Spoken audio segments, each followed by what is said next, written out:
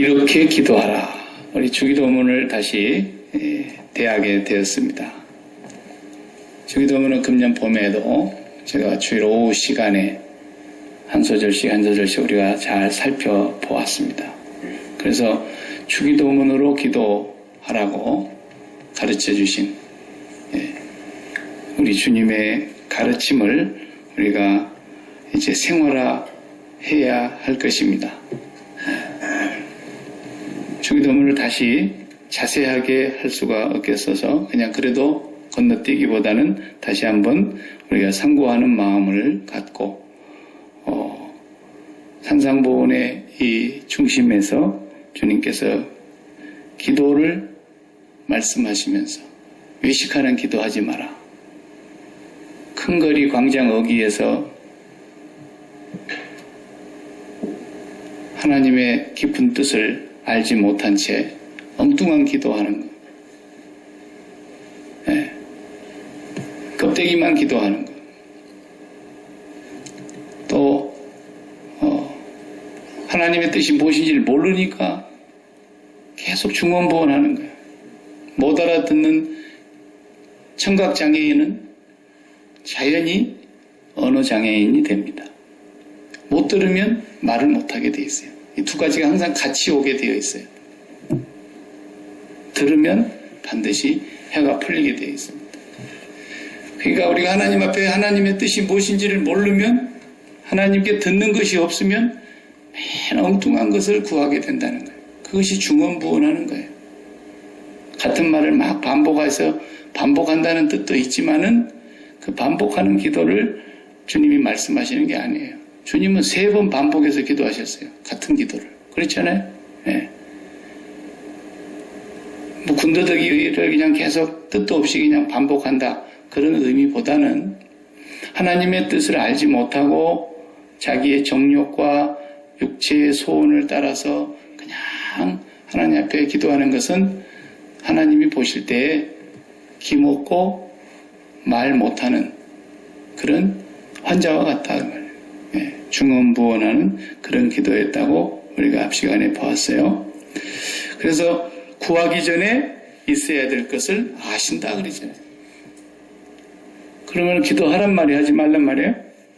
구하기도 전에 다 안다는데 뭘 얘기를 해?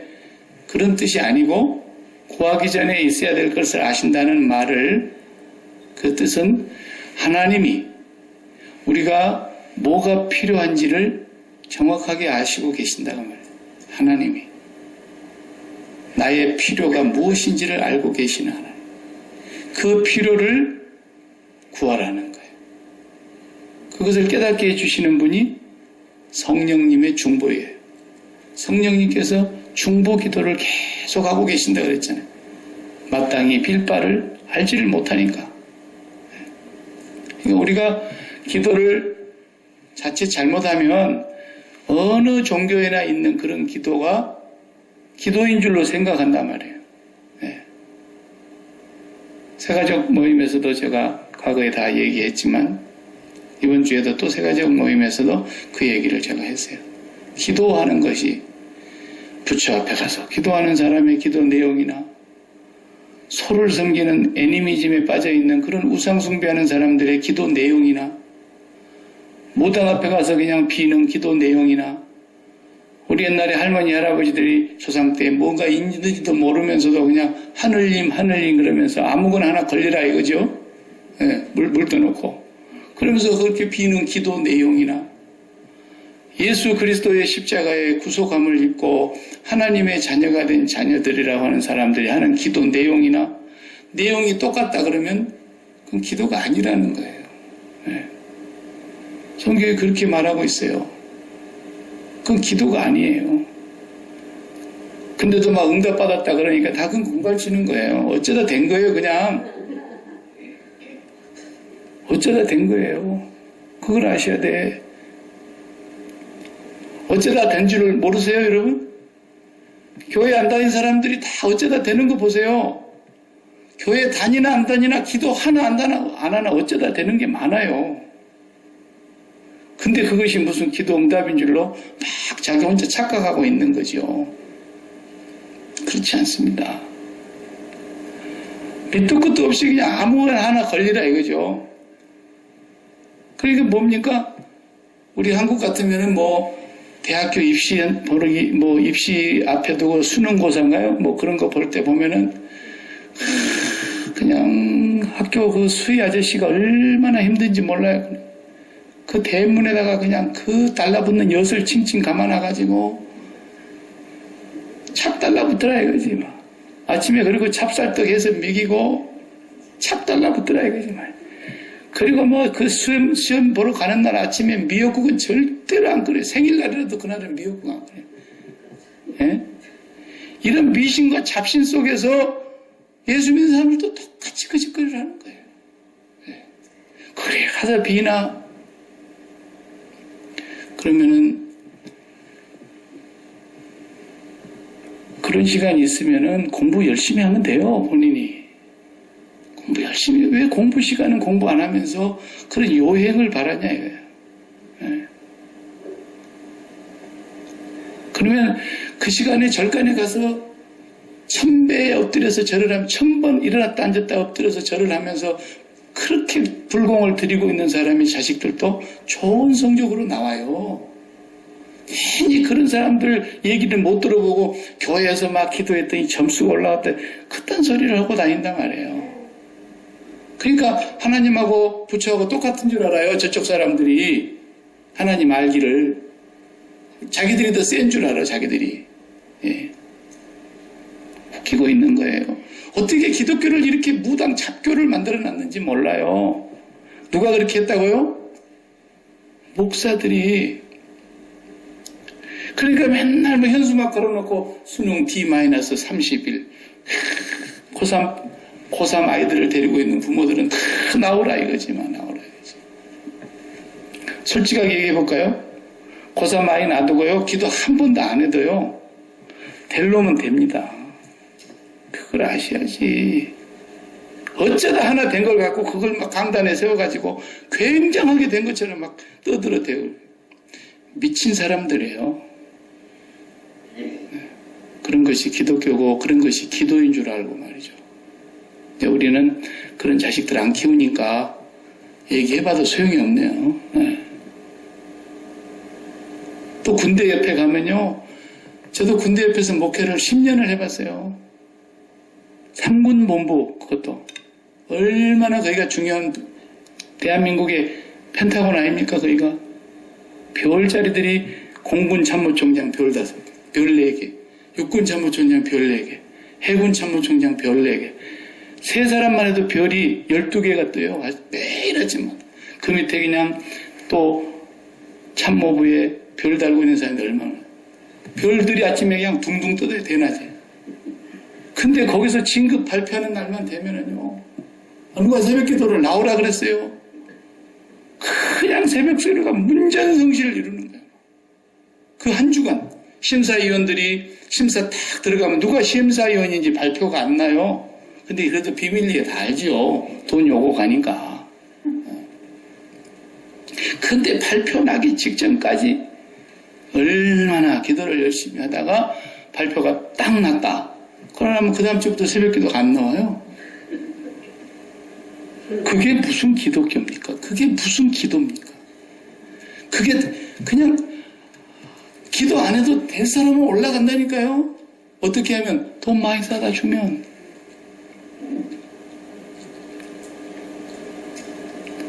그러니까 너무 우리 기독교를 자기들 인간들 수준으로 만들어놨어요.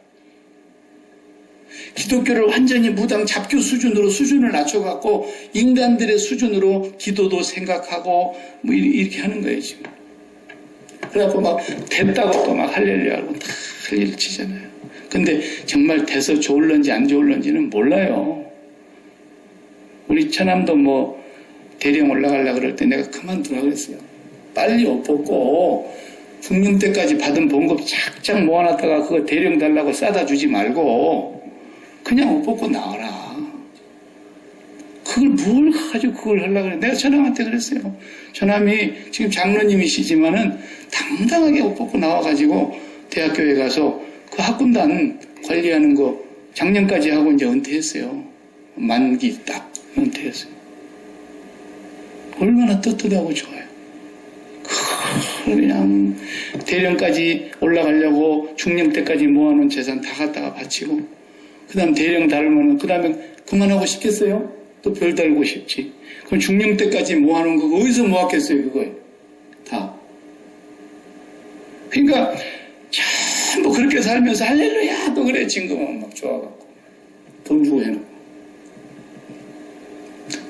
100이면 100이 다 그러겠습니까만은 99명은 그래요. 내가 군대 옆에서 군대 생활 해보니까 그렇더라고.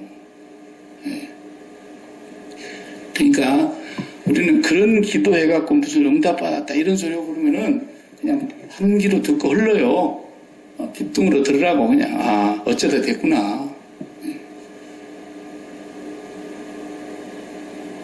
성경은 요한복음 16장 한번 찾아보실래요? 요한복음 16장 24절. 요한복음 16장 24절.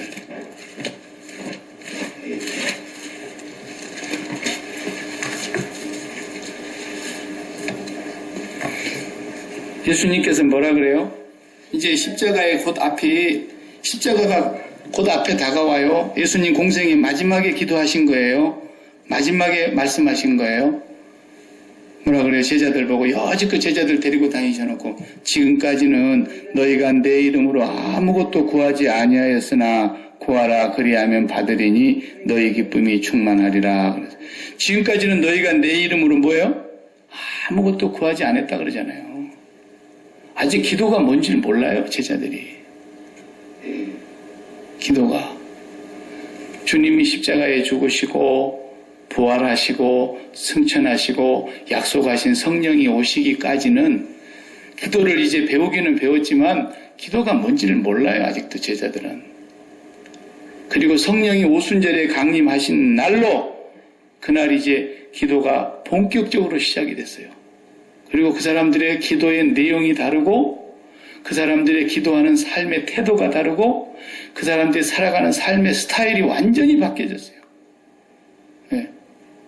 그냥 잡아 죽인다는 사람 앞에 끌려갔다 와도 할 말 다 하고 오고 예적 같으면은 무서워갖고 나타나지도 못했던 사람들이었는데 하나님 앞에서 당신들 말을 듣는 것이 옳은지 하나님 말씀을 듣는 것이 옳은지 판단해라.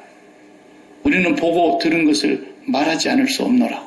이런 담대함과 용기가 성령이 오셔서 그들 안에 진리의 영이 거하시고 그들 안에 아버지가 거하시고 그들 안에 주님이 거하시니까 그들의 기도가 달라지는 거예요.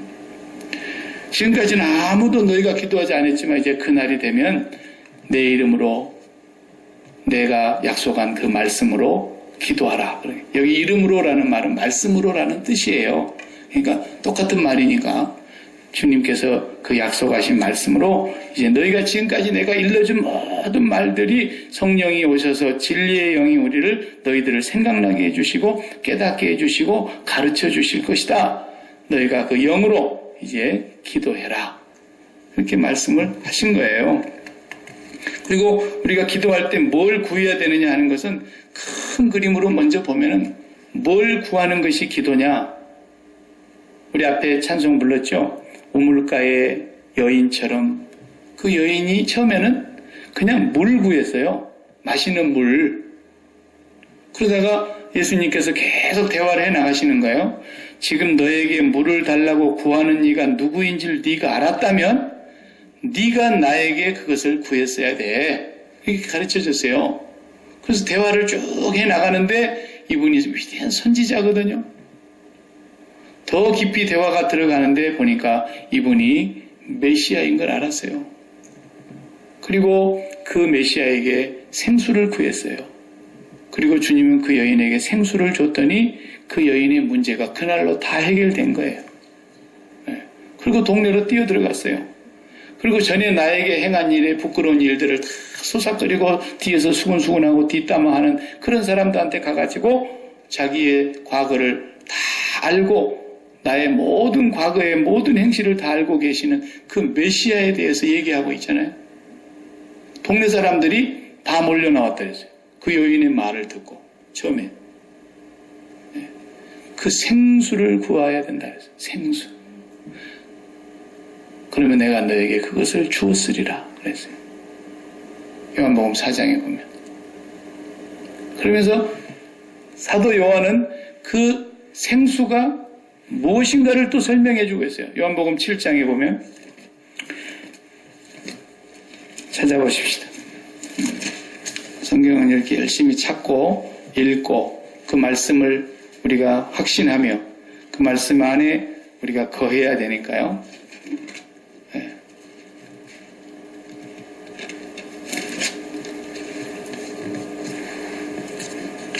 요한복음 7장 찾았습니까?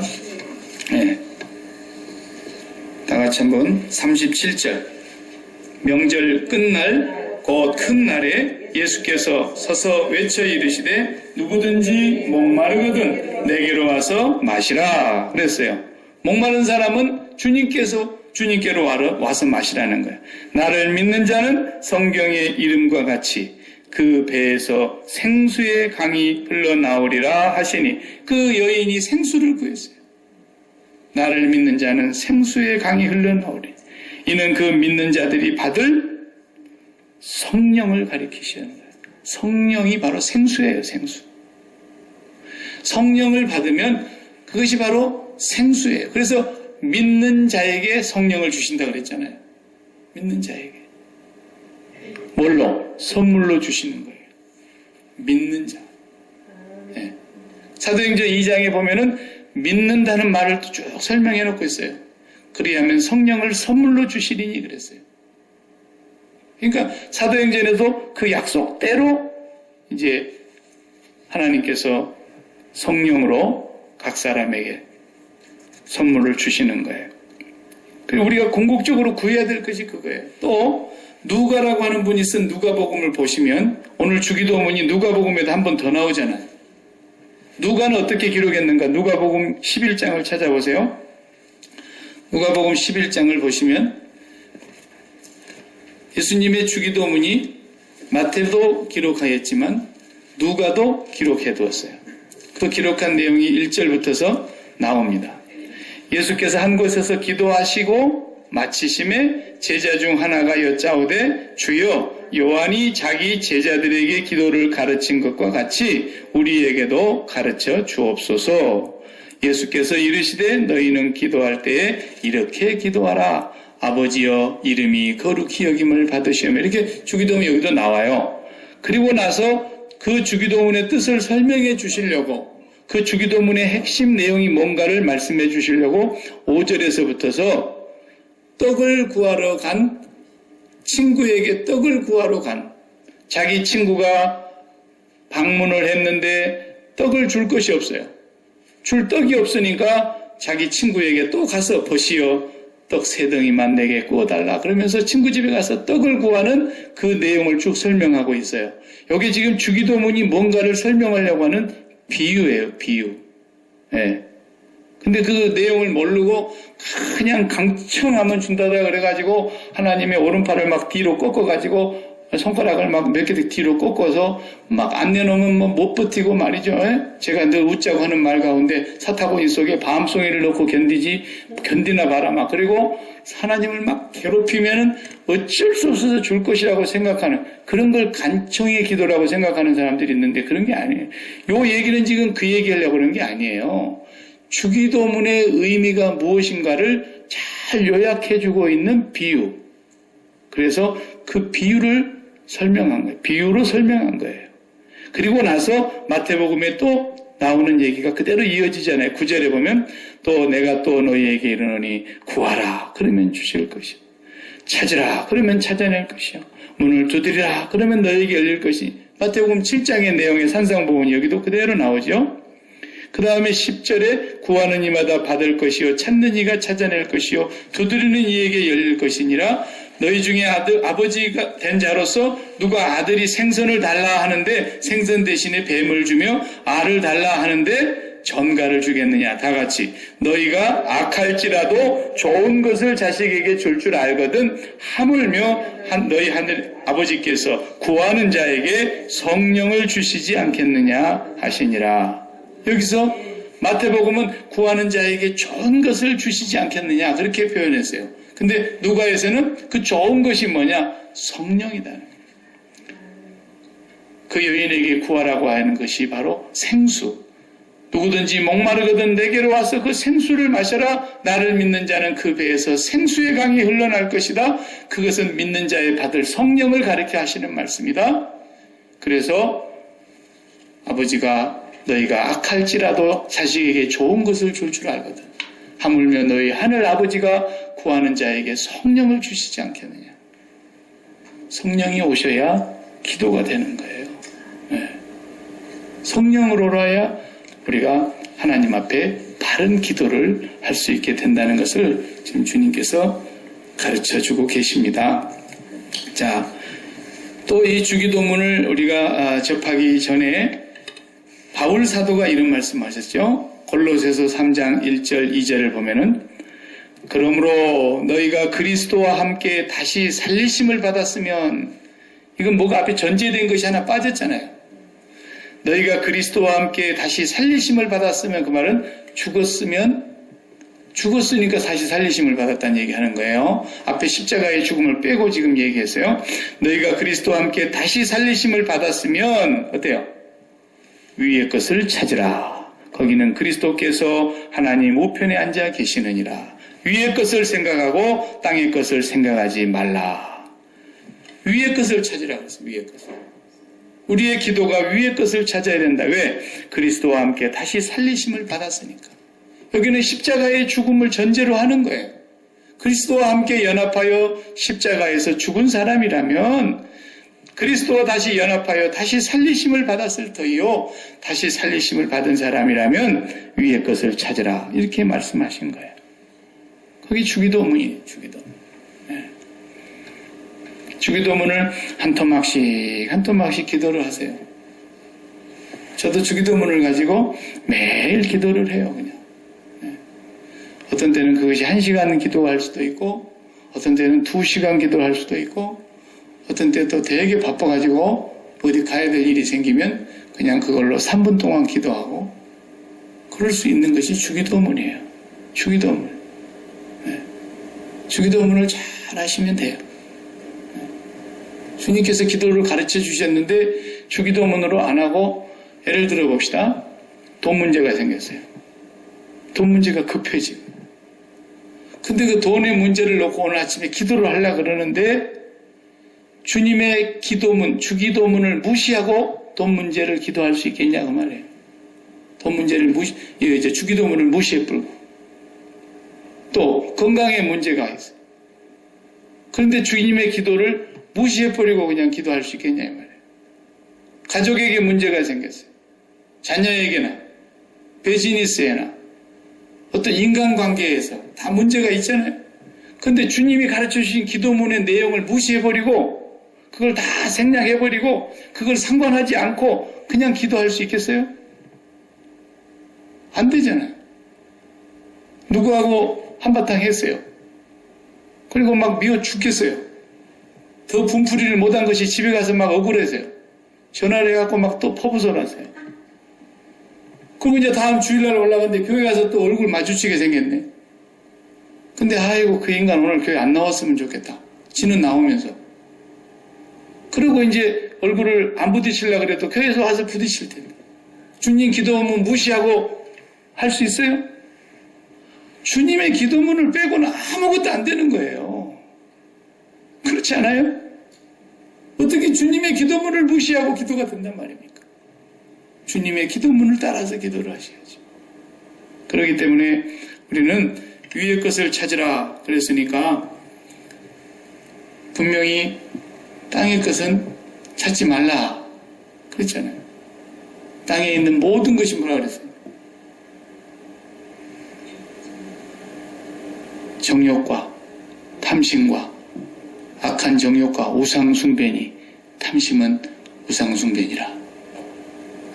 탐심이니. 땅의 것을 구하지 말고. 그래서 땅의 것은 야고보 사도가 말했어요. 정욕적이요 마귀적이요 그랬잖아요. 땅의 것은 전부 마귀적인 거라는 거예요. 정욕적인 거라는 거예요. 정욕으로 쓰려고 구하는 거라는 거예요. 그러니까 위의 것을 구하는 거예요. 위로부터 오는 지혜는 양선하고 성결하고, 위로부터 온 지혜는 성령으로 말미암는 것이니까. 그래서 우리가 이제 기도할 때 하늘에 계신 우리 아버지여 이렇게 기도하라 그랬잖아요. 첫 번째가. 이게 하늘은 어디냐? 저도 몰라요. 저보고 물어보지 마세요. 하늘이 어디냐? 저 구름 위에가 하늘인가? 어디가 하늘인지 말로 설명하기가 곤란해요. 이렇게밖에 설명을 못해요, 박 목사는.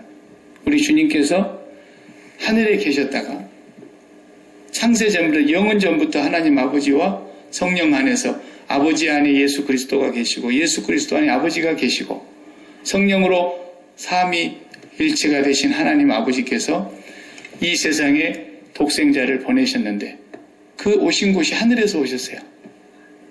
거기를 하늘이라고 표현해요. 그리고 그분이 이 땅에 오셔서 공생애를 마치고 이제 십자가에 죽으신 뒤에 부활하셔서 분명히 제자들과 사람들이 보는 앞에서 승천해 가셨어요. 어디로 가셨어요? 하늘로 가셨어요. 뭐 그밖에 난 설명할 수가 없어요. 네. 거기 하나님의 어디 장소가 있는데 그것이 마치 우리가 말하는 이렇게 사람이 만들어 놓은 시간과 공간이라는 곳이 있잖아요. 여기는 지금 누군가 이렇게 건물을 지어가지고 우리가 이 딱 7시에서 8시 사이에 이 공간 안에서 예배를 드리고 있는, 하나님은 그런 공간 안에 이렇게 다 갇혀있기 위해서 어디다 집을 지어놓고 계시는 분이 아니에요. 그렇기 때문에 그런 하늘이 이 우주 공간에 어디에 있는 것이 아닙니다. 인간들은 너무 온고집이 세가지고 만약에 그런 데가 있다 그러면 어떻게 해서라도 우주선을 만들어갖고 가려고 생쇼를 할 겁니다. 네. 그래서 지금도 어디서 전파나 하나 오는가 그러고 전파 잡고 있잖아요. 네. 혹시 외계인이나 있는가 하고. 우리가 말하는 그 여기 주님이 가르치신 하늘이라는 것은 이렇게 인공적으로 하나님께서 이렇게 만들어 놓은 이런 창조의 공간이 아니에요. 완전히 다른 차원의 세계예요. 그러니까 우리가 그 차원에 대해서는 우리가 영적인 존재가 될 때만, 다시 말하면 우리 목숨이 이제 이 땅에서 육체의 생명이 다 끝나고 우리가 영적으로 새로운 신령한 몸이 가서 거할 새로운 차원의 세계에서만 우리가 느낄 수 있는 것이지만, 그러나 또 하나 느낄 수 있는 것은 그분이 거하시는 곳이 우리 안에 거하신다 그랬기 때문에 우리가 이 땅에 살고 있는 동안에 그 천국을 느낄 수는 있는 거예요. 네. 그래서 하늘에 계신 우리 아버지라는 말은 하나님이 계신 곳을 말하기도 하지만 우리 안에 계시는 하나님을 말하는 거예요. 이 두 가지가 양면성을 다 갖고 있는 거예요. 이 본문이. 그리고 우리 아버지, 그럴 때 이 우리라는 말이 굉장히 중요한 말이에요, 여러분. 한 사람은 우리란 그러죠. I 그러죠. 1인칭이니까. 근데 둘이 있으면 we 그러잖아요. 둘 이상을. 근데 예수님께서 하늘에 계신 우리 아버지라고 거기다가 나의 아버지라고 그러지도 되는데 우리 아버지라고 하신 이유는 뭐라 그랬어요? 우리가 이렇게 단체로 부르니까 우리 아버지다 그래야 된다는 뜻이 아니에요. 우리 아버지라고 거기서 하나님께서 주님이 말씀하신 것은 주님과 나, Lord and I, 주님하고 나하고 우리가 되는 걸 말하는 거예요. 네. 주님하고 나 사이를 주님이 우리 아버지 이렇게 얘기하는 거예요. 자, 그 말이 무슨 말인가를 한번 찾아보세요. 요한복음 14장의 20절을 찾아보세요. 요한복음 14장 20절. 요한복음 14장 20절에 그 날에는, 그런 성령이 오실 것을 말하는 거예요. 성령이 오실 그 날에는 내가 아버지 안에, 너희가 내 안에, 내가 너희 안에 있는 것을 너희가 알리라 그랬어요. 이건 알게 되는 거예요. 깨닫게 되는 거예요. 예수님이 내 안에 계시고 내가 예수님 안에 계시는데 그 예수님은 누구 안에? 또 아버지 안에 계신다는 거예요. 그러니까 예수님은 이 세상에 오시기 전에 어떻게 하셨다 그랬어요? 영원 전부터 아버지와 함께 영광 가운데 거하시던 분이세요. 그래서 하나님 아버지는 예수님을 향하여 이는 내 사랑하는 아들이요 내 기뻐하는 자라 이렇게 말씀하셨다면 예수님은 하나님 아버지를 보고 이는 내 사랑하는 아버지요 나의 기뻐하시는 분이다. 이런 관계가 성립이 된 분이다 이 말이에요. 그런데 그 예수님 안에 내가 있고 내가 예수님 안에 있게 되면은 예수님이 하나님 안에 계시기 때문에 나와 예수님이 우리가 되어서 아버지 안에 계신다는 뜻을 말하는 거예요. 예수님이 그러니까 혼자 기도해도 하늘에 계신 우리 아버지 그러는 거예요. 나 혼자 기도할 때는 하늘에 계신 나의 아버지 그래야 되는데 그렇게 하면 안 돼요. 하늘에 계신 우리 아버지. 왜? 내가 예수님 안에 있고 예수님이 내 안에 계셔서 둘이 우리가 되어가지고 내 안에 계신 예수님이 아버지 안에 계시니까. 그래서 예수님과 나 사이가 우리 하나님 아버지, 우리 아버지 이렇게 부르십니다. 그러니까 이 관계를 여러분들이 모든 관계에 적용시켜야 된다는 뜻이에요. 이게 집에서 우리가 말이야 그럴 때에 두 사람이 모여서 얘기할 때 우리 여보 우리가 이렇게 얘기하면 안 되는 거예요. 그렇게 해갖고 둘이 얘기하면은 그건 틀린 얘기가 되는 거예요. 어떻게 얘기해야 돼요? 남편도 우리 아버지가 말이야. 그럴 때는 남편도 주님과의 관계 속에서 주님 안에 남편이 계시고 남편 안에 주님이 계시고 그 남자 안에 계시는 그 주님이 나와 함께 우리 아버지하고 상대를 해야 되는 거예요. 아내도 마찬가지예요. 아내 안에 계시는 주님과 주님 안에 계시는 아내가 둘이서 우리가 돼가지고 하나님을 상대해야 된다니까요. 이렇게 둘이 각자가 따로 우리 아버지 그러는 거예요. 그러면 이 아내가 만난 아버지하고 남편이 만난 아버지하고 같은 아버지거든요, 사실은. 그렇죠? 근데 둘이 만났는데 남편이 만난 아버지는 이상한 아버지를 만나서 그래가지고 아내하고 마음이 안 맞아. 아내가 기도를 하니까 아내가 만난 하나님은 그렇게 아는 것 같은데 반대로 남편이 만난 하나님이 옳은 하나님을 만난 것 같은데 아내가 만난 하나님이 엉뚱한 하나님을 만나가지고 둘이 티격태격 하는 거예요. 그러면 안 되는 거죠. 근데 하나님 안 만나고 남자와 여자, 아내와 남편이 둘이 만나갖고 우리가 말이야 그것은 안 되는 거예요. 그건 벌써 이미 죄 가운데 들어가 버리는 거예요. 그래서 반드시 기도는 나와 하나님과의 관계이지만 주님과 우리가 되어서 기도하는 거예요. 그러니까 둘이 의견이 안 맞으면 좀 더 기도해 봅시다. 계속 기도해야 돼요. 내가 남자니까 내 말 들어. 이러면 안 돼요. 또 나이가 들어갈수록 그냥 여자 말만 들으면 잘 된다 그래갖고 여자 말 들으면 뭐 편하다 그래가지고 여자 말 듣고만 맨날 가는 사람 그것도 남자 구실 못하는 거예요. 예수 믿는 사람은 그러면 안 돼요. 둘 다 주님과 나 사이에 우리가 되어서 하나님을 만나고 그 하나님을 성령으로 말미암아 같이 감동을 받으면 마음이 하나가 되게 돼 있어요. 그럼 반드시 그건 응답이에요. 응답이에요. 네. 그렇게 기도하라는 거예요. 하늘에 계신 우리 아버지 그럴 때. 여러분 우리의 관계를 꼭 기억하셔야 됩니다. 네. 이 우리의 관계를 아이하고 둘이 우리 이렇게 하면 안 돼요. 절대로. 그건 주님이 검으로 다 잘라라 그랬어요. 부부가의 사이도 검으로 다 잘라내고요. 부모와 자식 관계도 다 잘라내고 나는 자르러 왔다는 거예요. 주님. 이 둘 관계를 불화하게 하려고 왔다는 거예요.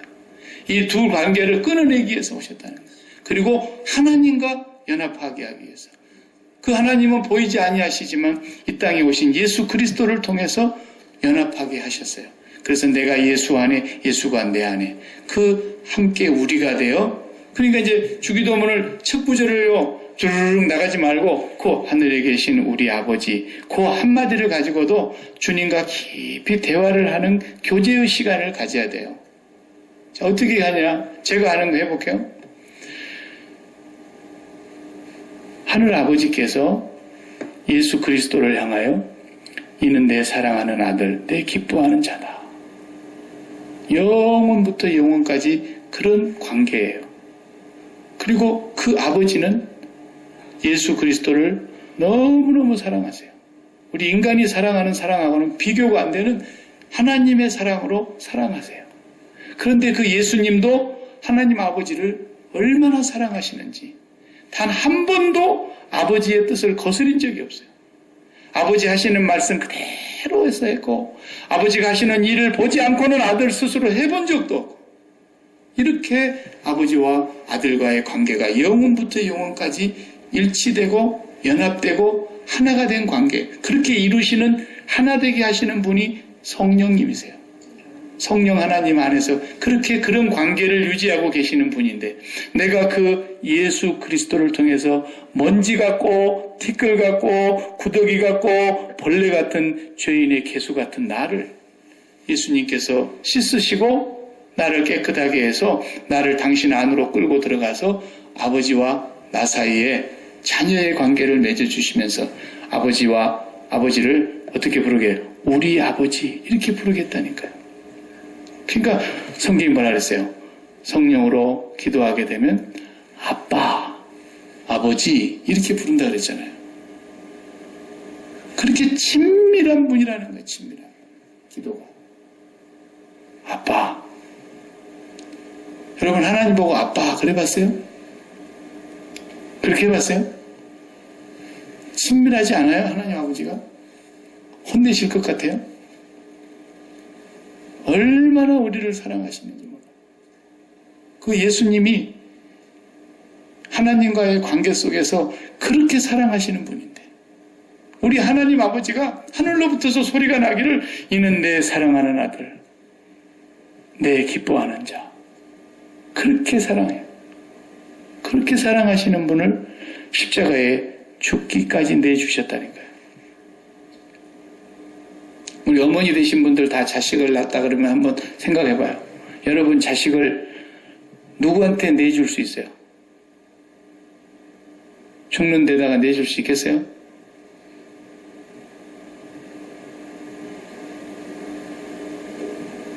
자식을 죽는 데다가 엄마들이 내줄 수 있냐고요.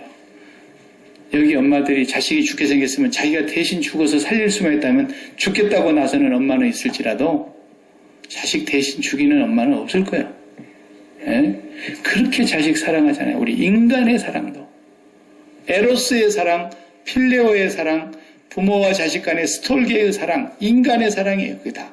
인간의 사랑이라도 그렇게 사랑하는데 신의 사랑, 여호와 하나님의 사랑, 그 하나님과 예수님과의 사랑은 우리의 말로는 표현할 수 없는 사랑이에요.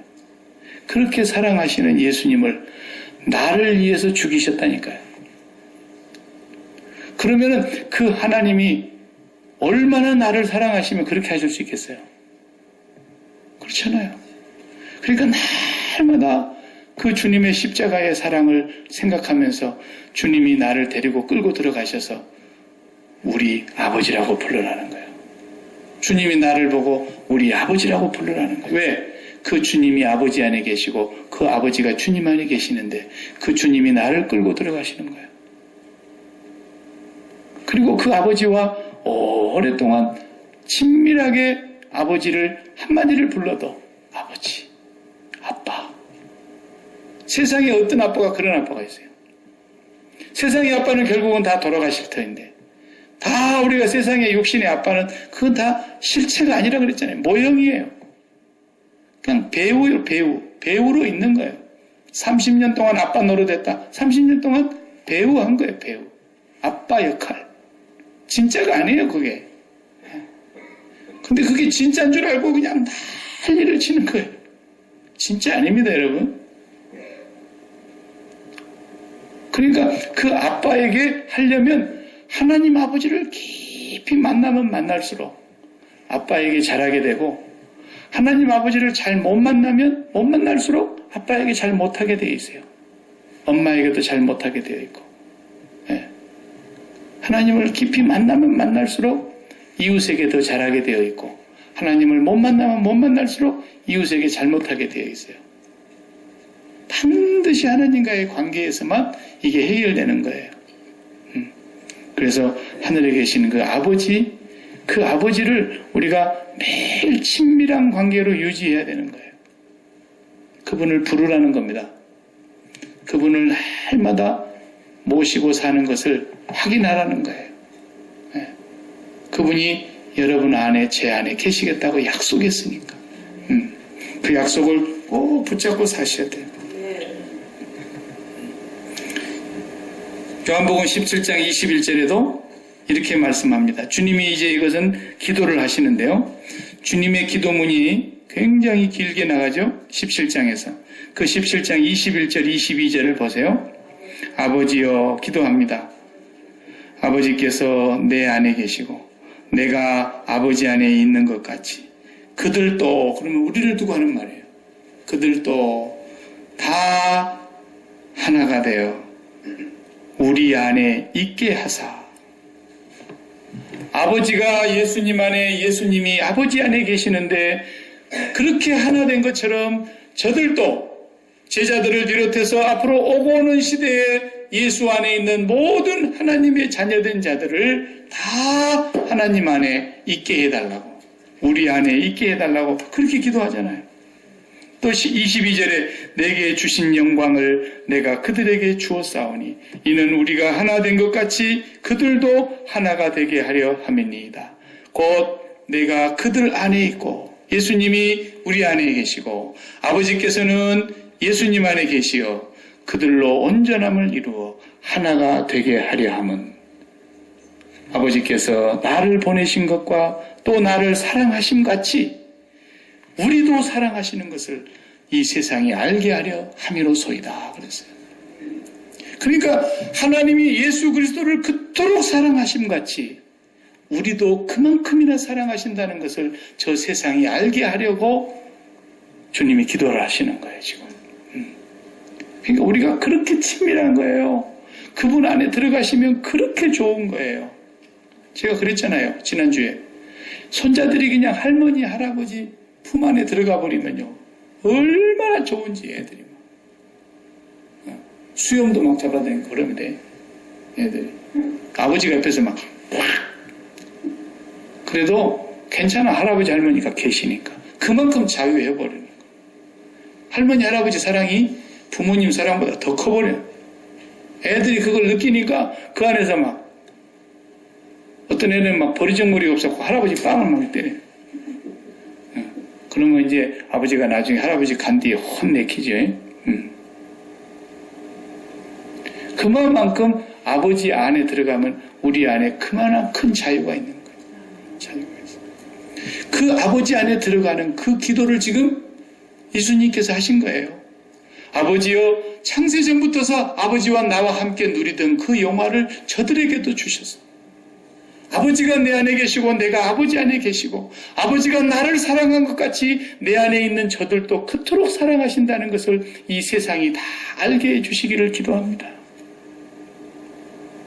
그 사랑 안에 우리가 거하는 그런 자녀라는 것을 믿으시기 바랍니다.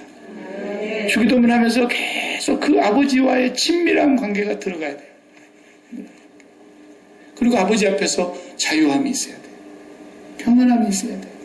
그 아버지로 인해서 기뻐야 돼요. 그 아버지로 인해서 즐거워야 돼요. 그래서 여호와를 기뻐하는 것이 뭐라 했어요? 너희의 힘이니라 그랬어요. 오늘 아침 새벽기도의 본문이 그거였죠. 여호와를 기뻐하는 것이 너희의 힘이다. 근데 사람들이 여호와를 기뻐하지 않아요. 뭘 기뻐해요?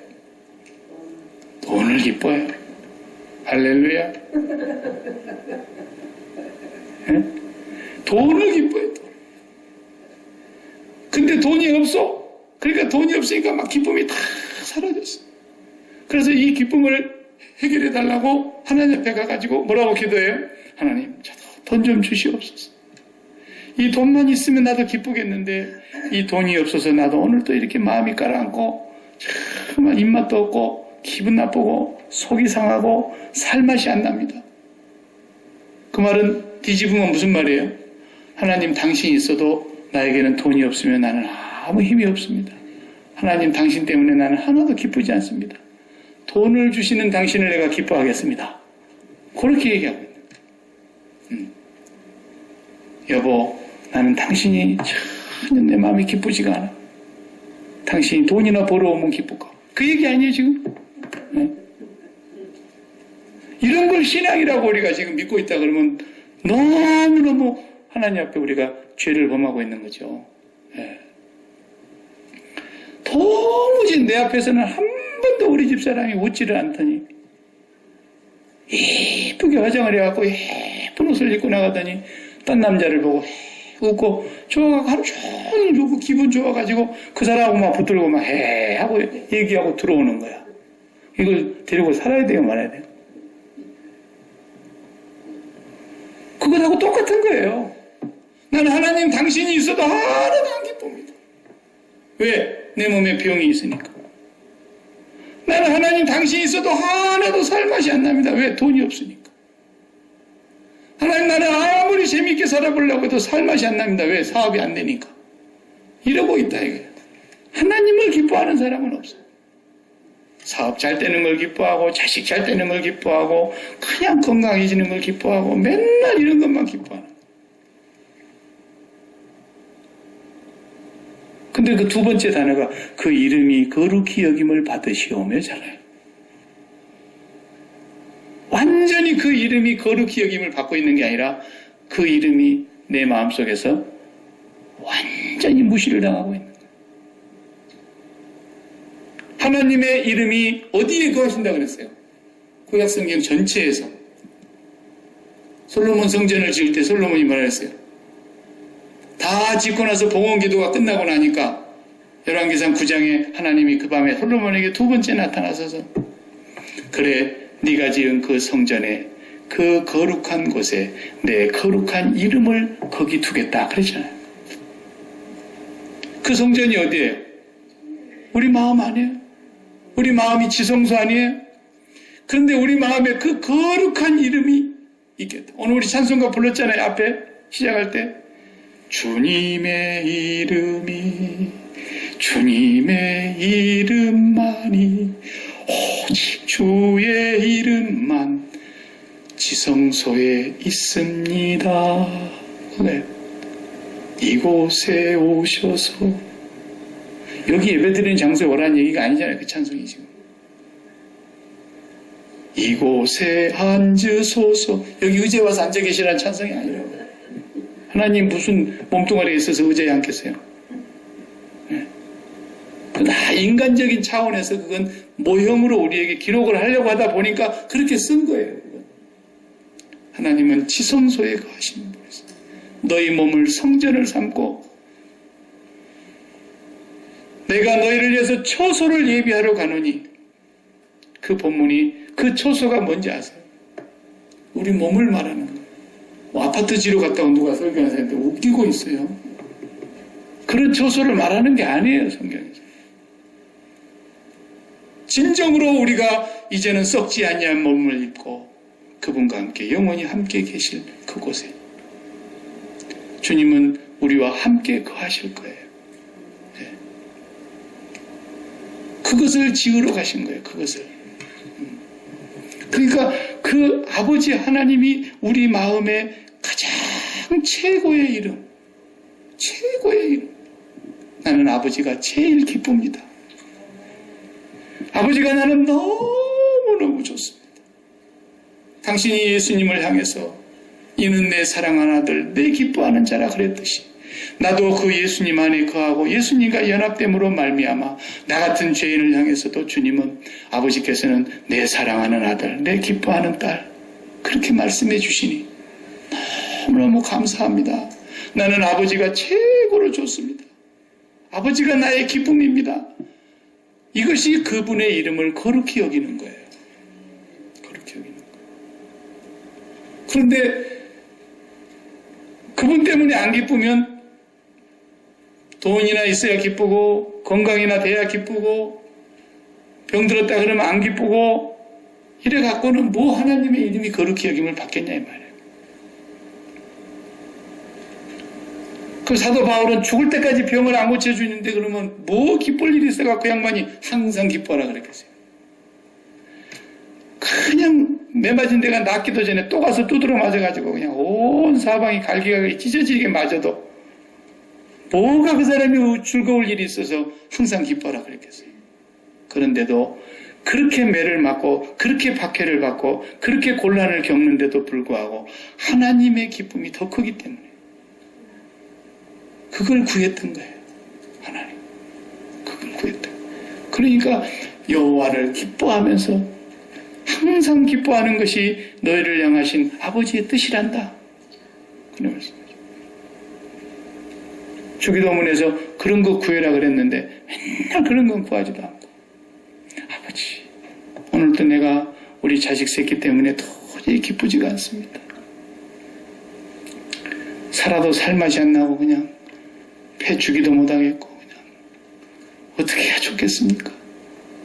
맨날 자식 그러다가 어느 날 자식이 좋은 일이 생기면 할렐루야 하고 감사한 건 봉투에 끓여갖고 하나님 그런 거 안 기뻐하신다니까. 그런 날 감사한 건 봉투 쏘아갖고 온다고 기뻐하시는 분이 아니에요. 나로 인해서 좀 기뻐봐라. 나로 인해서. 언제까지 너는 내가 십자가로 그렇게 검을 주러 와서 그 모든 걸 다 잘라내라 그러는데도 그걸 못 잘라내고 그것에게 심장을 붙여놓고 그것 때문에 그렇게 난리를 치냐. 나로 인해서 한번 기뻐하는 것을 보고 싶다. 목사도 마찬가지예요. 교회나 막 부흥이 되었고 사람들이 몰려오면 막 입이 기띠에 걸려갖고 막 좋아갖고 막 목사가 하나님을 기뻐하는 게 아니라 교회 부흥을 기뻐하는 거예요. 이게 타락한 거예요. 이게 시체말로 연불보다 제밥에 관심이 있는 거라고 말해요. 그것도 아니에요. 그것도 아니에요. 하나님으로 기뻐해야 된다. 만약에 우리 교인이 이제 한 32명 있다가 뭐 점점 줄어들어가고 왜 애를 안 낳으니까 그럼 뭐 약지모에 얼마나 많이 들어오겠어요. 한 20년 지나가니까 돌아가실 분들 돌아가시고 나서 들어온 사람 별로 없고 그래가지고 그냥 교회가 점점 들어. 그럼 박 목사도 늙어서 빠져가지고 이제 힘도 하나 없어가지고 교인들이 아유 좀 나가줬으면 좋겠다. 그런 마음이 왜 안 들겠어요? 나도 내가 집사로 있으면 그런 마음이 들 것 같은데. 그래도 목사가 비즈니스 하는 사람이 아니잖아요. 비즈니스 하는 사람 같으면야 사업이 쭈그러들고 뭐 얼른 문 닫아야지 뭐 더 망할 일이 뭐 있어요. 빨리 문 닫아야지. 그러나 교회는 비즈니스가 아닌 거예요. 그러니까 7명밖에 안 남았다. 그래도 7명 때문에 내가 목회를 하기는 하지만은 하나님 때문에 기뻐갖고 7명을 해야지. 7명을 쳐다보고 앉아있으면 야 정말 내 목사가 이게 7명짜리 목사밖에 안 되냐. 이건 목사가 아닌 거예요. 하나님 때문에 기뻐갖고 목회해야 진짜 그 사람이 목사예요. 2명 나오면 어떡할 거예요? 2명 나오면. 얘는 사례비도 나올 수도 없을 것 같고 2명 갖고는 나 더 이상 여기서 못 먹고 살겠으니까 가겠습니다. 나도 그럴지 모르겠어요. 그렇지만 근본은 내가 하나님 때문에 기쁘지 않으면 목회하면 안 됩니다. 하나님 때문에 기뻐야 목회하는 거죠. 그게 하나님의 이름이 거룩히 여김을 받는 거예요. 그걸 하나님이 원하시는 거예요. 그렇게 제발 좀 되게 하기라고 그렇게 되기를 기도하라는 거예요. 기도. 왜 그런 기도를 우리가 안 하냐는 거예요. 왜 맨날 땅에 건너와서 해결해달라고 난리를 하고 애걸 복구를 하냐 이거예요. 그것도 하긴 하세요. 하긴 하세요. 언제 걸려들지 모르니까. 그러나 제발 하나님의 이름이 제발 하나님의 이름이 내 마음에서 최고의 기쁨이고 하나님 이름만 불러도 내 마음속에서 눈물이 날 것 같고 하나님 이름만 불러도 내 마음의 기쁨이 샘솟듯 생수의 강물이 넘쳐 흐르는 성령의 충만함을 주시옵소서. 이걸 기도하라는데 이렇게 기도하는 기독교인들을 제가 지금 찾고 있어요. 계속 찾고 있어요. 왜 이 기도를 안 하냐는 거예요. 기독교가. 왜 오늘날 교회가 꼭 회의 끝날 때만 그냥 주기도문으로 끝내겠습니다. 이럴 때만 써먹냐 이걸. 밑도 끝도 없이. 그러지 말라는 거예요. 네. 아버지의 이름이 그렇게 여기고 나는 그 기도를 놓고 어느 날은 하루 종일 여기서 새벽기도 할 때도 그것만 하다가 할 때가 있어요. 아버지, 내가 오늘 또 아버지로 인해서 기쁘지 않다면 내가 어떻게 목사를 하겠습니까? 자식놈이 내 마음을 다 헤집어 나가지고 내가 어떻게 그 문제에 매여가지고 기쁘지도 않는데, 사랑하는 성도 여러분, 이렇게 하기에 위선을 떨겠냐 이거예요. 그렇지 않아요? 지도 안 기쁜데 그게 외식하는 거 아닙니까? 그게 배우. 외식한다는 말이 뭐야? 페르소나. 배우 역할을 하는 거야. 집에서는 부부하고 뒤지게 싸우고 박 터지게 싸우고 왔는데 이제 촬영한 데 와서는 여보, 그래서 완전 행복한 부부 역할을 하는 거. 이거 배우 아니야, 배우. 외식한다는 말이 거기서 온 거 아닙니까? 주여, 내가 제발 그렇게 살지 않기를 성령을 구합니다. 지금까지 구한 모든 것들을 성령으로 충만하고 보니까 기도 제목이 싹 다 넘어간 거예요. 아버지, 저 인간은 언제나 바뀔까요? 이렇게 기도했는데 성령이 충만해지고 보니까 내가 문제야.